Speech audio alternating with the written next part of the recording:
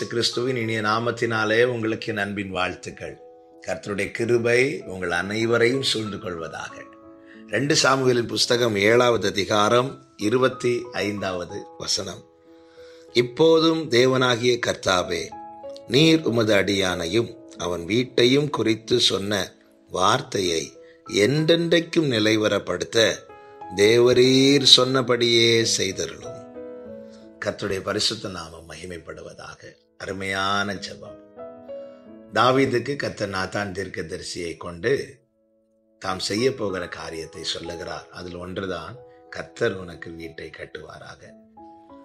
இப்பொழுது தாவீது வார்த்தைகளை பெற்றுக்கொண்டு தேவ சமூகத்தில் பிரவேசித்து ஆண்டவருக்கு நன்றி செலுத்துகிறான். தேவரீர் என்னை இதுவரை கொண்டு வந்ததற்கு நான் எம்மாத்திரம், என் வீடு எம்மாத்திரம்.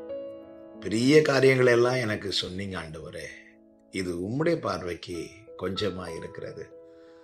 நீர் நல்லவர் எல்லாம் சொல்லிவிட்டு இப்பொழுது ஜெபிக்க ஆரம்பிக்கிறார். அப்படி ஜெபிக்கும் போது என்ன சொல்லி ஜெபிக்கிறார் என்றால், கர்த்தர் அவனுக்கு சொன்ன வார்த்தைகளை வைத்து ஜெபிக்கிறார். இந்த நாளில் என்னை கேட்டுக்கொண்டிருக்கிற அன்பு சகோதரா சகோதரி, தேவன் நம்மோடு நல்ல விசேஷங்களை, அதுதான் அவருடைய வார்த்தைகளை நமக்கு தந்திருக்கிறார், சொல்லி இருக்கிறார். நம்முடைய ஜெபங்களிலே வார்த்தைகளை வைத்து ஜெபிக்க பழக வேண்டும். நம்முடைய வார்த்தைகளையும் வைக்க வேண்டும். நம்முடைய வார்த்தைகள் என்பது நம்முடைய விண்ணப்பங்கள், நம்முடைய காரியங்கள்.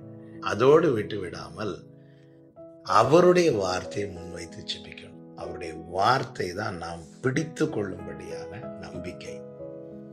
காரணம், அவர் ஒரு விசை சொல்லி மறுவிசை மாற்றுகிறவர் அல்ல.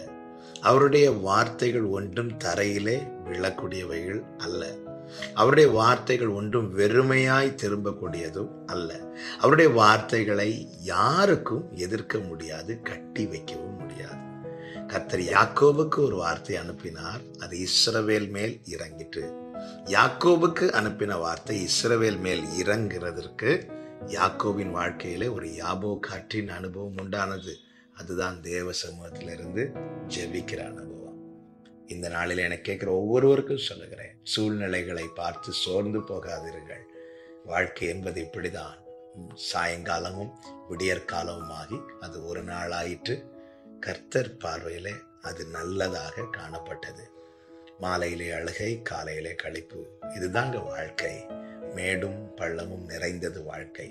இப்படிப்பட்ட வாழ்க்கையில முன்னோக்கி செல்லவும் நிச்சயத்தோடு தொடரவும் நம்முடைய ஜெப அனுபவத்தில் தேவனுடைய வார்த்தைகளை வைத்து ஜெபிக்க பழக வேண்டும்.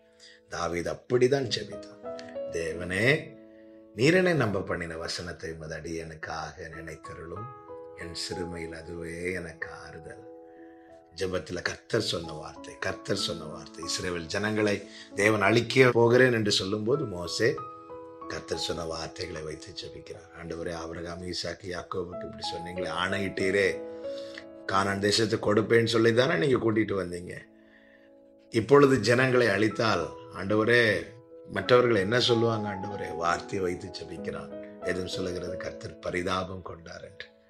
ஆமென். வார்த்தையை வைத்து ஜெபியுங்கள், வாக்குத்தத்தத்தை நிச்சயமாய் சுதந்தரிப்பீர்கள். கர்த்தர் உங்களை ஆசீர்வதிப்பாராக. ஜெபிக்கலாமா? எங்கள் நல்ல தகப்பனே, நாங்கள் பற்றி கொள்ளும்படி, தளர்ந்து போகாமல் பிடித்து கொள்ளும்படிக்கு எங்களுக்கு கொடுக்கப்பட்ட உம்முடைய வார்த்தைகளுக்காய் ஸ்தோத்திரம். வார்த்தையை பிடித்து கொண்டு விசுவாச அறிக்கை செய்வது மாத்திரமல்ல, அதை பிடித்து கொண்டு வார்த்தையை வைத்து ஜெபிக்க வேண்டும் என்று இந்த நாளில் எங்களுக்கு கற்றுத்தந்த கிருபைகளுக்காய் நன்றி. இந்த அனுபவத்தில் எங்களை பழக்க வைப்பீராக. இயேசுவின் நாமத்தில் பிதாவே, ஆமென்.